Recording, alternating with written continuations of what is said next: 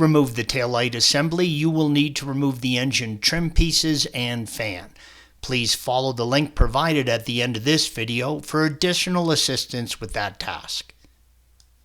To access the taillight hardware, you need to remove the trim panels on each side under the wing, blue arrows.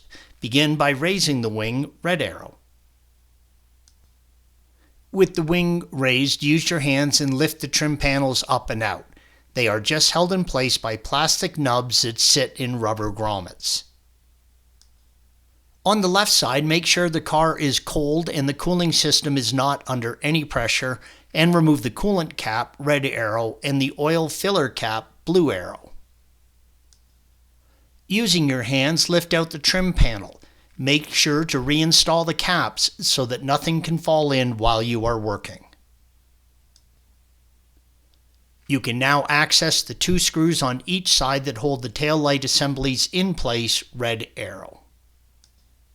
Use a T27 torque and remove the two long screws on each taillight assembly, red arrows. You may need to slightly press down on the assembly and then pull it back. There are two adjusters, red arrow, on each unit that can be used to adjust the level of the assemblies. If your taillights were riding high or low, use these to adjust them. When you pull the units back, it will release from the mount at the front where the screw that holds the bumper cover to the chassis is located, red arrow. Turn the unit over and press in on the tab on the electrical connector, red arrow, and separate the connection. The right side contains a mount for the wiring harness and the connections for the backup camera and proximity sensors. Installation is the reverse of removal.